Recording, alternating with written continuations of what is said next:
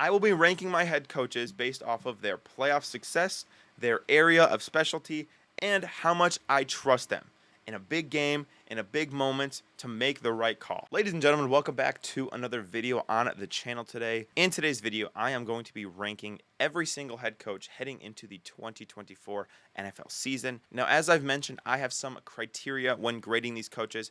I'm going to be looking at playoff success. I'm going to be looking at what is their area of specialty, and I'm also going to be looking about their trust. How much do I trust them in a big moment, in a big spot against a great team to make the right decisions? But before we get into the list, please don't forget to subscribe to the channel. I would really, really appreciate it. But let's go ahead and start off with an easy one. Andy Reid. Andy Reid is the best coach in the NFL. He is a back-to-back Super Bowl champion. Wins big games like it's nothing. Not really much I got to say here. Starting off now with Antonio Pierce. I kind of tend to think that he's mid as fuck. I truly believe that Antonio Pierce, he gives me like Freddie Kitchens vibes. You know, a guy who took over. He was an assistant under the previous regime. That was terrible. Pretty much everybody got fired. But he, became the interim head coach. The players really liked him. And then he got hired for the next year. He gives me Freddie Kitchens vibes. Now, I know what you're going to say. I know they kind of had to hire Antonio Pierce because Max Crosby was going to request a trade and it was going to cause a revolt in the locker room. I get it. Just because he's well-liked doesn't mean he's a great coach. To me, I don't see anything special that would make me think that he's going to be a great coach. Let's go to Brian Callahan. I think Brian Callahan is probably mid as well. I don't want to say too much because, again, this is his first time being a head coach. So, technically, I have no idea. But, we worked under Zach Taylor in the Bengals, or on the Bengals, excuse me. And it seemed like Zach Taylor kind of ran the show on offense. So, maybe he's a little bit unprepared to be a head coach. His dad, for those of you who don't know, was a head coach as well. He was the coach that took over for John Gruden after the Buccaneers traded for John Gruden. He was the Raiders head coach. They met the Buccaneers, and he got his ass whooped. But obviously his dad's not relevant here. I just wanted to give you guys a little fun fact. But I have no idea about Brian Callahan. I know that he's been loading up on offense. The Titans seem like they're going to be much better. Hopefully, maybe. They have a lot to compete with. That division got a lot better a lot more quickly than I thought. Excuse me, I can't speak right now. Brian Dable, he's all right.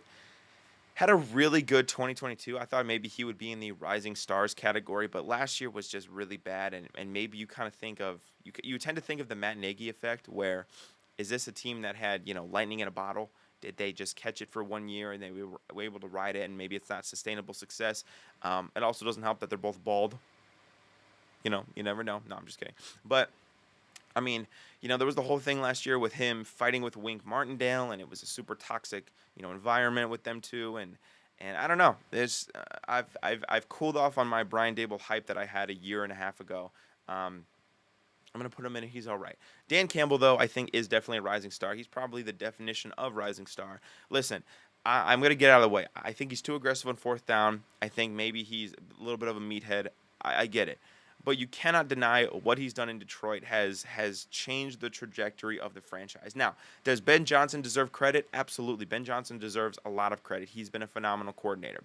But Dan Campbell's the head coach. And Dan Campbell has been, one of the biggest reasons why the Lions have completely flipped around their ways. I mean, they hadn't won a playoff game in 30-something years. They won 2 last year and were probably 3 or 4 plays away from going to the Super Bowl. Again, one of those reasons was because Dan Campbell didn't take his fucking field goals, but whatever. Dan Campbell's clearly a rising star, and I think he's set to be really good with the Lions for a long time. Dan Quinn, I think, is he's just incredibly mid. I'm going to put him at the top of mid. When the Seahawks fired Pete Carroll, there was a lot of speculation that Dan Quinn was going to be their new head coach. And I think I would have pulled all of my hair out and thrown it on the ground and burned it. I would have been very upset because I don't think he's a very good head coach. He is kind of Walmart Pete Carroll. And yes, he's had success as a coordinator with very talented teams. And yes, he did have some success as head coach of the Falcons. Keep in mind, though, his offensive coordinator was Kyle Shanahan. Kyle Shanahan was doing a lot of heavy lifting. So it's really hard for me to say that I have a lot of faith in this guy when I just haven't seen anything from him. His specialty is defense. The Cowboys' defenses and the Seahawks' defenses that he coached back in the day were really, really, really talented. This Commanders' defense is not that talented. They have a pretty good defensive line, but that's about it. So I don't think that he's going to be very good this year, unfortunately. Dave Canales, I'm going to put him in mid, and that for the only reason of I have no idea. Out of everybody on this list, he has the least amount of experience. He was a one-year coordinator. And he was only 1 year as an offensive coordinator last year with the Buccaneers. But before that, he was obviously the quarterbacks coach of Seattle. So he, fixed Geno Smith. Then he went over and fixed Baker Mayfield. And the Panthers hired him to fix Bryce Young, if you catch my drift. No opinion on him other than I think that was a good hire, but I have no idea how he's going to be as a head coach. D'Amico Ryans, come on, he's clearly a rising star. The reigning coach of the year. The Texans had the biggest team improvement from 2022 to 2023. They won a playoff game, which was phenomenal. If he can continue to right the ship defensively and C.J. Stroud can continue on his ascension, this Texans team is going to be very, very dangerous. Dennis Allen, I think, is one of the worst coaches in the NFL. I'm just going to say that outright. He, before this year, he had like a 30% winning percentage with the Saints, as a head coach, not just with the Saints. He was previously the coach of the Raiders, was fucking terrible with the Raiders, has been the Saints coach, and has done absolutely nothing. I mean, I guess their defense is above average. Okay, I don't know. To me, Dennis Allen is just not a good coach at all. The Saints are not going anywhere with Dennis Allen, and they are probably going to fire him after this year. Doug Peterson, he's all right. Listen, he's a guy that, again, I was really high on in 2022. Kind of the same thing as Brian Daboll. Was really high on him in 2022.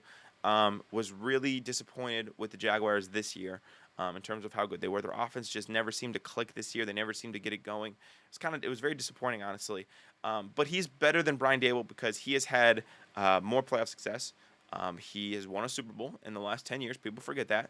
And I think he's probably more experienced offensively speaking, so I have a little bit more faith that he can right the ship. He also has a better quarterback, so maybe that's a little unfair, but I like Doug Peterson a little bit more than I like Brian Daboll at this current moment. Gerard Mayo, I have no idea. I'm going to put him in the same category as Dave Canales. You just don't know. He's a first-time head coach. I don't really have an opinion on him. Jim Harbaugh, I am going to put in rising star. Jim Harbaugh is coming off the heels of a national championship victory at Michigan. He's been good at Michigan, and he was even really good with the 49ers back when he was in the league about 10 years ago. Jim Harbaugh was going to be a guy, he was going to institute a new day in Chargers football. He is going to change the culture. He's going to change the philosophy. Everything about the Chargers that has been bad over the last 10 to 15 years, he is going to, I think, change around. Not overnight. It's going to take some time. But I have full faith that Jim Harbaugh will fix the Chargers within the next few seasons. He's going to be awesome. And they're hopefully going to be actual competition with the Chiefs now. And not just, another bye week. Oh, sorry. That was foul. John Harbaugh, I'm going to put him in he's all right.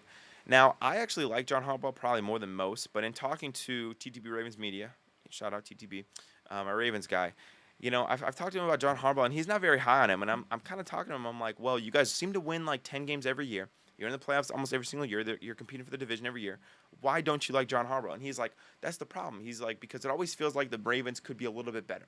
It always feels like maybe instead of winning 10 games, they could win 12 games. Or instead of going to the division round, they can go to the AFC Championship. Or instead of going to the AFC Championship game, like they did this year, they could have beat the Chiefs because, honestly, the Ravens' defense outplayed the Chiefs' offense for probably 3 quarters in that game. So it is kind of disappointing. Ever since the Super Bowl in 2012, he hasn't won a big game, so I do have to dock him points for that. But I still think that he's a fine head coach. I think right now, though, he's probably the second best Harbaugh in the NFL. Jonathan Gannon is bad. I didn't like the hiring to begin with. I thought, they were maybe just banking on the success of the Eagles. The Cardinals were not good at all last year.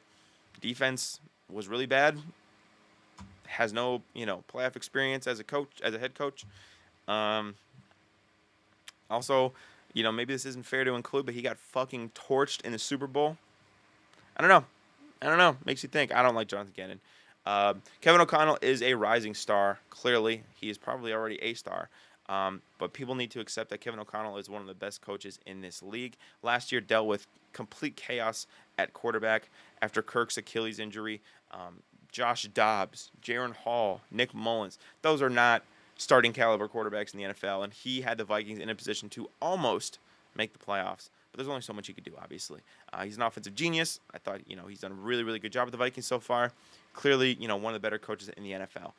Kevin Stefanski, I'm going to put right below John Harbaugh just because he doesn't have the tenure of success of John Harbaugh.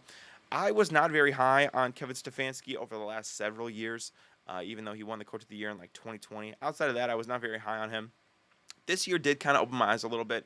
Similarly to Kevin O'Connell, just complete chaos at quarterback. I mean, Joe Flacco, Deshaun Watson was terrible. Like they were just terrible, at quarterback this year. And despite that, he kind of made every quarterback work a little bit, right? Joe Flacco worked somehow, some way. So you look at that and you're like, well, shit, he knows what he's doing. He was kind of able to make something out of nothing. Sure, did they get fucking crushed in the playoffs? Yeah. But Kevin Stefanski, he made a good impression on me last year. Kyle Shanahan, I think, is probably the second or third best head coach in the NFL. Listen, has he won a Super Bowl? No. 99% of coaches in the NFL, in the history of the NFL, will never win a Super Bowl. I'm not going to hold that against him. He's been to several Super Bowls. He's been to like 4 or 5 NFC Championship games. He's done it, I think, with a lot of mid-quarterback play. Jimmy Garoppolo for all those years. Brock Purdy's definitely an improvement from Jimmy Garoppolo, but let's be real here. His area of specialty is his offense. His offenses are always good. They're always well-designed. They're always creative. He's a fantastic play caller. Not enough nice things you could say about Kyle Shanahan. Again, if he would have won the Super Bowl this year, he'd be in contention for number 1. But Andy Reid still holds that title, and he will hold that title until someone takes it from his claws. Matt Eberflus. I don't like Matt Eberflus. I'm going to be real. Now, I'll be nice. The second half of last season was his most encouraging stretch. The defense got much better upon the addition of Montez Sweat. And before that, he really wasn't working with much on the defensive line. I'll give him that. I'm not a fan. But I will say, out of every coach on this list, he is probably the coach that can rise the most because if Caleb Williams is who we expect Caleb to be offensively, and he can, manage the defense, and the defense can continue to take strides like it did last year, the Bears will be really, really good. Therefore, he will be, rising on head coaching rankings. So I'm going to go ahead and I'm going to put him in the top of mid. I'm going to put him above Dan Quinn because he was more encouraging last year than Dan Quinn was. Well, that's not really fair to say because Dan Quinn wasn't a coach. Whatever, you get what I'm saying. I think Matt Eberflus is probably mid. Matt LaFleur is, I think, one of the studs. He is one of the best head coaches in the NFL, offensive genius. The Packers have been really good throughout his whole tenure. They've transitioned seamlessly to Jordan Love after the Aaron Rodgers regime. Again, he's got to win the big one, but a lot of coaches haven't yet. Mike McDonald, I love Mike McDonald. I mean, I think that he's going to be really good. I'm going to have to put him... fuck it. I'm putting him in Rising Star. I don't give a shit. This is my channel. Ignore all the Seahawks shit in the background. Mike McDaniel. Oh my gosh, I can't speak. Jeez Louise. Yes, he's never been a head coach before, and so you could say, well, he doesn't deserve this or whatever. The way that he coached the Ravens defense the last several years was fantastic. Going in, beating Kyle Shanahan on Christmas was amazing.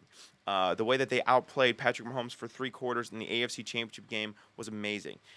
What he's done as the defensive coordinator of the Ravens is so encouraging. Coming to Seattle, a defense that's been, bottom third for the last 5 or 6 years. They were 30th last year, which is terrible considering there's 32 teams in the NFL. I'm so excited to see what Mike McDaniel does. He was one of the most hot. He was one of the hottest commodities for coaches, and I'm so excited. So, there. You happy? You happy? The Seahawks fan is excited about his new head coach. Wow, whoop-de-doo. Dude, Mike McCarthy's so fucking mid. Like, I just do not like Mike McCarthy. His teams are always good in the regular season. Fair. But it comes playoff time, and they just flip a switch in a bad way. They just become so much worse. They lose their ability to play football. He is bad in the late game situations. His utilization of timeouts is bad. His clock management is bad. Again, he's been blessed with some really good teams and some really good quarterbacks. He's not a good coach. I'm so sorry. Rising star, Mike McDaniel is, however, a rising star. Last year, it seemed like in the first half of the year, the Dolphins were going to break the all-time scoring record. They dropped, 70 against the Broncos, which is pretty nuts. His innovation and his creativity on offense is mind-blowing. Obviously, he's a Kyle Shanahan disciple, takes a lot of elements from that kind of style of offense. What I need to see from Mike McDaniel, I need to see him win the big game. I need to see him win some playoff games, or I need to see a regular season game in which he, takes down a really good team, because it seems like when they play a team that's much better than them, they kind of have no chance up until this point. I need to see some big wins out of Mike McDaniel. I can't. All these mics. I'm getting confused. Mike Tomlin. Speaking of mics, he's all right. I mean, I'm gonna put him below Doug Peterson just because I think Doug Peterson has had more playoff success more recently. Mike Tomlin is a guy. You're never gonna be bad with Mike Tomlin, but are you gonna be really good? As of late, I know he's won a Super Bowl back in 2008. But I think maybe it's time for the Steelers to make a change, just because you might be stuck in neutral with Mike Tomlin. I don't know if they're going to go anywhere. Again, they won't ever be bad enough to bottom out, but I don't know. I just don't think that they're going to be able to be competitive in the AFC. Nick Sirianni, I think he's pretty mid. I'm going to put him above Mike McCarthy just because, more recent playoff success. I think that he's not a very good coach. I just think he was blessed with a fantastic roster. Shout out Howie Roseman. But truthfully, I think he mismanaged the fuck out of his coordinators last year. I think that he's too brash and too immature. I don't know if Philly fans like that, but to a certain degree as a head coach, you have to be a professional. You have to be buttoned up. I don't like all of his little antics. And again, they collapsed last year really bad. They went from 10-1 to 11-6, didn't win a playoff game. That is terrible. But yeah, I think Nick Sirianni is kind of fucking mid, to be honest. Raheem Morris, I'm gonna put in mid just because I have no idea. This is not an indictment on him. I just don't know. He's very limited head coaching experience. I will say I liked what he did last year as a defensive coordinator of the Rams.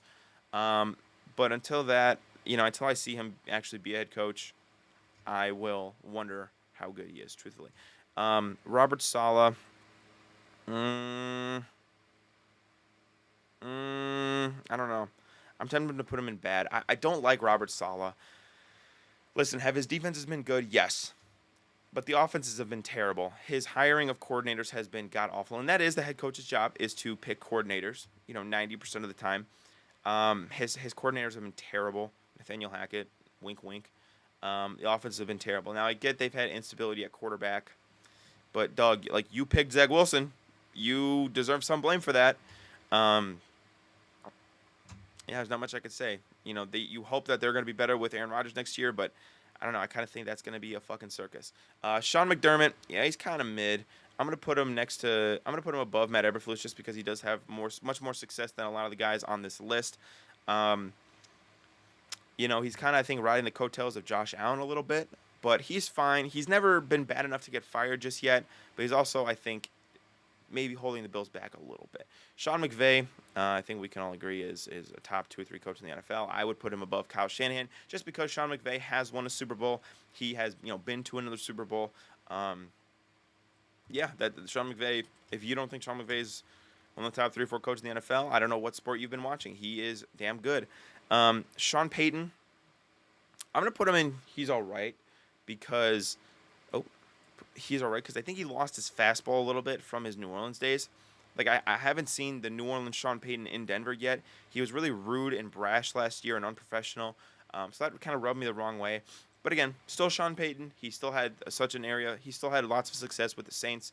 So we'll see what he does. But Shane Steichen is clearly one of the rising stars in the NFL. I'm going to put him above Mike McDaniel because, he's coached, actually. Last year, they almost made the playoffs with fucking Gardner Minshew, which is nuts.